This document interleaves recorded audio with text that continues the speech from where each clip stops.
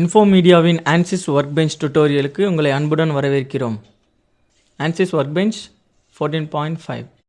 So ANSYS ஒர்க்பெஞ்ச்னா என்ன? So ANSYS workbench is a simulation software. அதாவது நம்ம ஒரு ப்ராப்ளத்தை அனலைஸ் பண்ணுறது. ஸோ ஒரு லோட் ஆக்ட் ஆகும்போது எந்த மாதிரியான டிஃபர்மேஷன் நமக்கு ப்ரொடியூஸ் ஆகும் அப்படின்றது அனலைஸ் பண்ணக்கூடிய ஒரு சாஃப்ட்வேர் தான் ANSYS ஒர்க்பெஞ்ச். A new generation solution from ANSYS that provides powerful methods for integrating with the ANSYS solver functionality.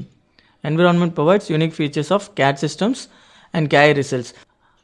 ஒரு ஜாமெண்ட்ரியில் எந்த மாதிரியான லோட்ஸ் ஆக்ட் ஆகும்போது எந்த மாதிரியான எஃபெக்ட் அந்த ஸ்ட்ரக்சரில் ப்ரொடியூஸ் ஆகும் அப்படின்னு சொல்லிட்டு அனலைஸ் பண்ணக்கூடிய சாஃப்ட்வேர் தான் ANSYS ஒர்க்பெஞ்ச். ஸோ இந்த சாஃப்ட்வேரில் 5 மாடல்ஸ் இருக்குது பேசிக்காக. ஸோ ஃபர்ஸ்ட் ANSYS ஒர்க்பெஞ்ச் 5 மாடல்ஸானது. So first simulation. ஸோ சிமுலேஷன்னா என்னென்னா, ஸோ இந்த சிமுலேஷன் மூலயமா structural analysis and thermal analysis பண்ணலாம். ஸ்ட்ரக்சரல் அனாலிசிஸ்னால் என்னென்னா, ஸோ ஸ்டாட்டிக்காக ஒரு ஸ்ட்ரக்சர் இருக்கும் போது அந்த ஸ்ட்ரக்சரில் லோட் ஆக்ட் ஆகும் போது அந்த ஸ்ட்ரக்சரில் என்ன மாதிரியான டிஃபர்மேஷன் ப்ரொடியூஸ் ஆகுது அப்படின்றதெல்லாம் ஸ்ட்ரக்சரல் அனாலிசிஸ். தெர்மல் அனாலிசிஸ்னால் ஹீட், ஒரு ஸ்ட்ரக்சரில் ஹீட் அப்ளை ஆகிட்டே இருக்கும் போது கண்டினியூஸாக அந்த ஸ்ட்ரக்சர் எந்த அளவுக்கு ஃபெயிலியர் ஆகும் அப்படின்றத கண்டுபிடிக்கிறது தான் thermal analysis. So first model simulation and second modeller design modeller. So இல்லை சிமுலேஷன் ஃபீச்சர்ஸ் மட்டும் கிடையாது, ஸோ டிசைன் பண்ணக்கூடிய ஃபீச்சர்ஸும் இருக்குது. அதாவது நம்ம மாடல் இதில் க்ரியேட் பண்ணிக்கலாம், மாடல் க்ரியேட் பண்ணி எல்லாம் அனாலிசிஸ் பண்ணிக்கலாம். ஸோ அது design modeller. And third modeller CFX mesh. So CFD அனாலிசிஸ்க்கு தேவையான அந்த மெஷ் ஜெனரேஷன். ஸோ மெஷ் ஜெனரேஷன்னா என்னென்னா, ஒரு பெரிய பார்ட்டை சின்ன சின்ன பார்ட்டை பிரித்து அனாலிசிஸ் பண்ணக்கூடியது. ஸோ எந்த அளவுக்கு அக்யூரஸியாக மெஷ் இருக்கோ அந்த அளவுக்கு ரிசல்ட் ஹை ப்ரிசிஷன் வேல்யூவாக கிடைக்கும். ஸோ அந்த ஃபீச்சர்ஸ் ANSYS ஒர்க்பெஞ்சில் இருக்குது, CFX மெஷ்.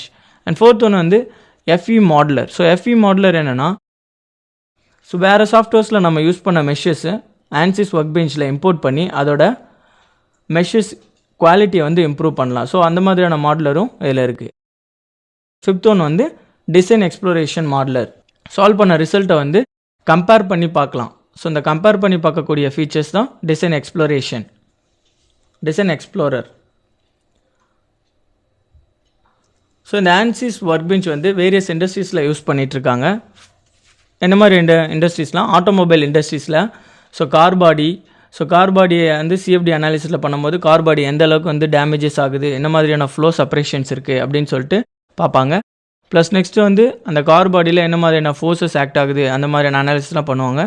ஸோ ஆட்டோமொபைல் இண்டஸ்ட்ரீஸில் ரொம்ப அட்வான்ஸ்டாக இப்போ யூஸ் பண்ணிகிட்ருக்காங்க car body analysis plus thermal analysis. ஒவ்வொரு ஸ்ட்ரக்சர் எந்த அளவுக்கு டிஃபார்ம் ஆகும் அப்படின்ற அனாலிசிஸ்லாம் பண்ணிகிட்ருக்காங்க.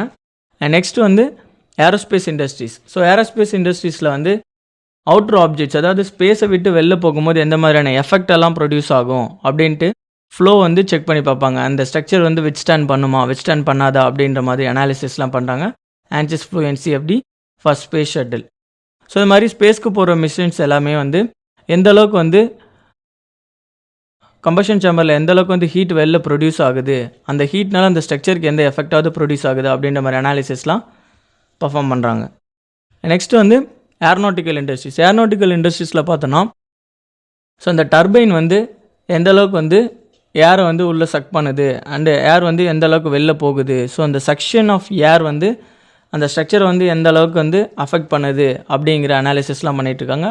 தென் ஹெலிகாப்டர் ரோட்டார் பிரேட் ரொட்டேட் ஆகும்போது எந்த அளவுக்கு ஏர் செப்பரேட் ஆகி எந்த அளவுக்கு ஏர் வெளில போகுதோ அந்த அளவுக்கு அந்த ஸ்ட்ரக்சரில் ஸ்ட்ரெஸ் அண்ட் ஸ்ட்ரெயின் ப்ரொடியூஸ் ஆகும். ஸோ அந்த ஸ்ட்ரெஸ் அண்ட் ஸ்ட்ரெயின் அலோவபிள் லிமிட்ஸாக இருக்கா, அலோவபிள் லிமிட்ஸில் இல்லையா அப்படின்ற மாதிரி அனாலிசிஸ்லாம் இந்த ஏரோநாட்டிக்கல் இண்டஸ்ட்ரீஸில் ANSYS மூலிமா யூஸ் பண்ணுறாங்க.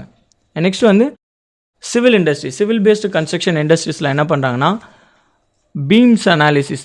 பீம்ஸ், லாங் காலம்ஸ், பீம்ஸ் எல்லாம் வித்ஸ்டாண்ட் பண்ணுமா, லோட்ஸ் ஆக்ட் ஆகும்போது வித்ஸ்டாண்ட் பண்ணுமா இல்லை பண்ணாதா அப்படின்ற மாதிரி அனாலிசிஸ்லாம் சிவிலில் பண்ணுறாங்க, சிவில் பேஸ்டு இண்டஸ்ட்ரீஸில். தென் இந்த ட்ரெஸ், காற்று பலமாக அடிக்கும் போது இந்த ஸ்ட்ரக்சர் விழுந்துருமா இல்லை அதனால் எந்த எஃபெக்டாவது ப்ரொடியூஸ் ஆகுமா அப்படின்ற அனாலிசிஸ்லாம் சிவில் பேஸ்டு இண்டஸ்ட்ரீஸில் பண்ணுறாங்க. இப்போ நீங்கள் ANSYS 14.5 நீங்கள் இன்ஸ்டால் பண்ணியிருந்தீங்களா, ANSYS எப்படி ஓப்பன் பண்ணுறதுனா, ஜஸ்ட் ஸ்டார்ட் மெனுவில் போனீங்கன்னா ஆல் ப்ரோக்ராம் ANSYS 14.5 கிளிக் பண்ணிங்கன்னா ஒர்க்பெஞ்ச் 14.5 வரும். ஜஸ்ட் கிளிக் கொடுத்தீங்கன்னா ANSYS விண்டோ ஓப்பன் ஆகும். So ANSYS 14.5.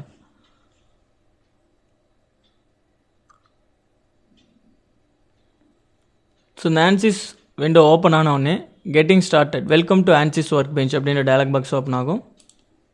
ஸோ இதான் வந்து இந்த ஒர்க் பெஞ்சோட லேஅவுட். ஸோ இந்த விண்டோவோட லேஅவுட் இது வந்து ப்ராஜெக்ட் ஸ்கீமேட்டிக் விண்டோ. இதில் தான் வந்து நம்ம என்னென்ன ப்ராஜெக்ட்ஸ் நம்ம பண்ணுறோம், என்ன அனாலிசிஸ் பண்ணுறோம் அப்படின்றது இந்த ப்ராஜெக்ட் ஸ்கீமேட்டிக் விண்டோவில் தான் இருக்கும். ப்ளஸ் இது வந்து டூல் பாக்ஸ், என்ன மாதிரியான அனாலிசிஸ் சிஸ்டம்ஸ் எல்லாம் இதில் டிஃபால்ட்டாக இருக்கும் அப்படிங்கிறதெல்லாம் இதில் இருக்கும். கரண்ட்டாக என்ன ஒர்க் பண்ணிகிட்ருக்கோம், அனலைஸ் பண்ணும்போது எதாவது எரர் வந்துச்சுன்னா இல்லை எதாவது வார்னிங் வந்துச்சுன்னா ஸோ இது எல்லாமே இதில் வந்து டிஸ்பிளே ஆகும். இது மெசேஜ் விண்டோ. ஸோ இந்த ANSYS விண்டோ வந்து காம்பேக்ட் மோடில் கூட நம்ம வச்சுக்கலாம். ஸோ கிளிக் பண்ணிங்கன்னா காம்பேக்ட் மோடில் வந்துடும். ஸோ ஜஸ்ட் நீங்கள் இதை நார்மல் விண்டோ கொண்டு வரணுன்னா ஜஸ்ட் இதை கிளிக் பண்ணிங்கன்னா நார்மல் விண்டோக்கு வந்துடும்.